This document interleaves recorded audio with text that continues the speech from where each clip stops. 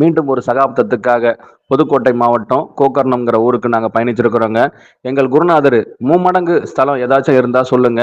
இல்லைன்னா ஒரு காசு இல்ல, இரு காசு இல்ல, அரை காசுன்ற ஒரு ஊரு எங்கேயாச்சும் இருந்தா அதையே ஆகமம் செஞ்ச அம்மன் எந்த ஸ்தலத்துல இருந்து எந்த ஸ்தலம் வரைக்கும் தன்னுடைய பாகுபாடை முழுமையா உணர்த்தி காட்டினாங்களோ அதற்கான அறந்தாங்கி முழு விளக்கத்தையும் கொடுக்கிற ஒரு விளக்கம் பாடு எங்க எடுக்கப்பட்டதோ அந்த இடத்துக்கு நாங்களும் பயணிச்சு பார்த்தோங்க.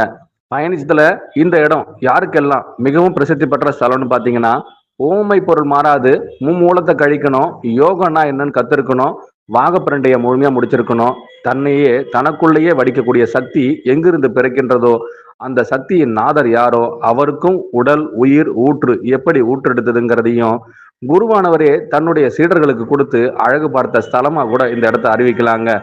கோக்கர்ணன்ற பேர்ல முக்கியமான வாத வரலாறு இங்கேயும் படைக்கப்பட்டிருக்குங்க. படைத்தது வேற யாரையும் இல்லைங்க, தன்னுடைய சீடர்கள் அனைவரையும் ஒரு மலை குடைவரை கோவிலாவே உருவாக்கி கொடைக்குள் தானே நிழலாய் இருந்து ஒவ்வொருவருக்கும் நிஜத்தை நிரூபித்த ஸ்தலமா தாங்க இந்த ஸ்தலம் விளங்கிக்கிட்டு இருக்கு. அம்மாவுக்கு பிரகண நாயகின்னு இன்னொரு பெயரை சூட்டியிருக்காங்க. மறுபெயரை சூட்ட அவங்களும் எந்த இடம்லாம் பயணிச்சாங்களோ அந்த இடம் முழுதும் புத்தகாரண்ய பீடமா மாறிச்சுங்க. ஒன்றல்ல 1000 பீடங்களை உருவாக்குனாங்களாங்க.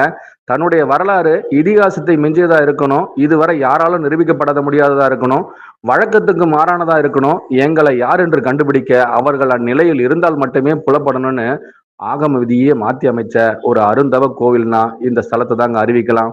இந்த ஸ்தலம் எப்பேற்பட்ட நிலையில இருக்குன்னா, வாசலோ தெற்கு வச்சிருக்காங்க, வடக்குல இருந்து தான் தன்னை நிர்ணயிக்கணும்னு ஆசைப்பட்டிருக்காங்க, கிழக்கு தன்னுடைய குருவுக்குன்னு சொல்லி அதை மட்டும் அவருக்கு கொடுத்துட்டு மற்ற அனைத்து திசைகள்லையும் தன்னுடைய பாகுபாடை மும்மடங்காக்கி காட்டியிருக்காங்க. சீடருக்கும் மகிழ்வினேஸ்வரர்ன்ற பேரை சுட்டி உச்சகட்டத்துல காட்டின ஒரே ஒரு கோவிலா இருந்தாலும் மறுமூலத்தை தணிக்க அவர் உச்சத்துல எப்படி இருக்கணும், பூதாகரத்துல எப்படி இருக்கணும், ஆதி பீடத்துல எப்படி இருக்கணும், பாதாளத்துல எப்படி இருக்கணுங்கிறதையும் அருந்தவ நந்தியா இருந்து 6 படலங்களை ஊற்றெடுத்து காட்டியிருக்காருங்க.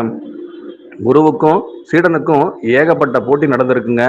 இந்த ஸ்தலத்துல என்ன அப்படி நடந்ததுன்னு கேட்கறதுக்கு, குரு ஒரு ஆகமம் செய்து கொடுத்தாருன்னா அதை மும்மடங்காக்கக்கூடிய சக்தியை 2 பரிபாலனைகளை செய்யறதுக்கு சீடர்கள் இருவருமே போராடி செஞ்சிருக்காங்கங்க.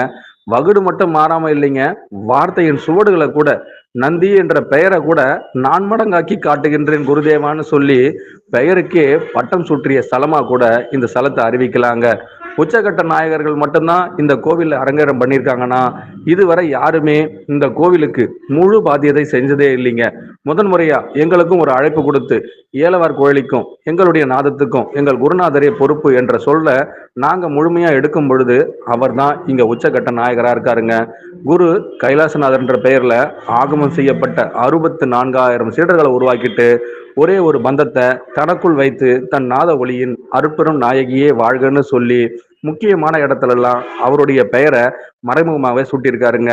குருவுடைய பெயரை மாறும் தன்மைக்கேற்ப தன்னுடைய மகா விளக்கங்கள் அனைத்தையும் கொடுத்த சீடர்களுக்கே முழு தானம் கொடுத்து தன்னுடைய தளத்துல 8 ஸ்தலத்தை உருவாக்கி இருக்காருங்க. ஒவ்வொன்றும் பொன் போல பதிக்கப்பட்டிருக்குங்க. மலைய குடைஞ்சிருக்காங்க, உச்சத்திலேயே குடைவரை உருவாக்கியிருக்காங்க. ஆதி நந்தியா குருவே மீண்டும் பிறப்பெடுத்து மறுபிறப்பெடுக்கும் பொழுதெல்லாம் தன்னுடைய நந்தியா இருந்த சீடருக்கும் சரி, தன்னுடைய பிறப்பிற்கும் ரகசியமா நானே தீயா இருக்கின்றேன்னு சொல்லி உச்ச நந்தியா குருவே பீடத்துல அமர்ந்திருக்காருங்க. ஆதி பீடமா குருவின் பலிப்பீடம் எப்படி இருக்குன்றதுக்கு அவருடைய எதிர் திசையில இருக்கிற சீடரையே உச்சவரம்பன் கூட சொல்லிடலாங்க. கோவின் கர்ணம் எதற்காக குறிப்பிடப்பட்டதுங்கிறதுக்கு, குரு தன்னுடைய கர்ண திசையை 3 மடங்காக்கும் பொழுதெல்லாம் மும்முலை நாயகர்கள் ஏற்படுவாங்களாங்க. அப்படி ஏற்பட்ட ஒவ்வொரு நாயகர்களுக்கும் ஒவ்வொரு திசையை கணிக்கிறதுக்காக தன்னுடைய திசையை மும்மடங்காக்கி 3 திசைகளிலும் ஒவ்வொரு நிலையை குறிப்பிடும் பொழுதெல்லாம் அவருடைய நிலை மாறாது. குருவின் தன்மைக்கு ஏற்ப இருக்கும் சீடர்களுக்கு மட்டுமே அம்மலை தனக்காக வளைந்து கொடுத்து ஆகமம் செஞ்சு கொடுத்ததாங்க. இப்போ ஊருக்கும் பேருக்கும் யாருக்காச்சும் விளக்கம் தெரிஞ்சா இந்த பேரை இந்த ஊருக்கு மட்டும்தாங்க சூட்ட முடியும். வேற எந்த ஊருக்கும் பேரையும் சுட்டி கொடுத்த சுடற்குடியா இருக்கிற குருநாதரை இந்த இடத்துல பெருநாள் வாச்சியார் என்ற பெயரை கூட சுட்டி அழைக்கலாங்க. இப்பேற்பட்ட ஆகம வித்துகள் அனைத்தையும் உருவாக்கி கொடுத்த குருநாதருக்கு மீண்டும் ஒரு பலிப்பீடம் அமைக்கணும்னு சொல்லி மலை மேலேயே உச்சத்துல ஒரே ஒரு குடில் அமைத்து ஒய்யார கொண்டை வைத்து ஞானப்பீடம் அமைத்து அங்கேயும் ஒரு குளம் வெட்டி இருக்காங்க. 64 நாயனார்களுக்கு இங்க குடியிருக்கும் பொழுது கூட இவர்களுக்கான வரலாறு ஏன், எதற்கு, நாங்கள் ஏன் உரு கொடுக்கப்பட்டோங்கிறத மறைக்கப்பட்ட ஸ்தலமாக தான் இன்று வரை தன்னையே மறைத்து கொண்டு இவ்வுலக அதிசயங்கள் அனைத்திலுமே தனக்கான பாகுபாடு எது, அது இந்த உலகத்தின் மிகப்பெரிய ரகசியம், அது எங்களால் மட்டுமே வெளியிடப்பட வேண்டும், உங்கள் அன்றி வேறு எதுவும் கிடையாதுன்னு சொல்லி உச்சகட்ட வாதம் ஒன்றை இங்க வெளியிட்டாங்க. இந்த வெளியிட்ட வாதம் தான் இன்றைய நாள்ல இருந்து நாங்களும் இந்த புதுக்கோட்டை மாவட்டம் கோக்கர்ணம்ங்கிற ஊர்ல இருந்து முக்கியமான ஸ்தலமான இந்த ஸ்தலத்துக்கு 2 படிசுரத்துகள் யாரெல்லாம் உருவெடுத்து வருகின்றார்களோ அவர்களை மும்மடமாக்கும் ஸ்தலமா இருக்கும் குருவிற்கே முழு பிரதானம் யார் என்பதை எங்கள் குருநாதரிடம் ஒப்படைக்கிறேங்க. ஒரு ஸ்தலம் 9,000 நாவல் பட்டணங்களை சொல்லணுங்க. ஆனா இந்த ஸ்தலமும் 16,000 நாவல் பட்டணங்களை சொல்லியிருக்குங்க. காரணம், திசைகளை கணிக்க குரு போராடின ஒவ்வொரு இடத்துலையுமே தன்னுடைய திசை மட்டும் மாற்றி அமைத்து கொண்டே இருந்த இந்த நாயகிய அப்படி என்னதான் செய்யணும்னு நினைச்ச பொழுது ஆறுமுக கோணத்திலிருந்து பன்முக கோணத்துக்கு மாத்தி அமைச்ச ஸ்தலமாகவும் இந்த ஸ்தலத்தை அறிவிக்கிறோங்க.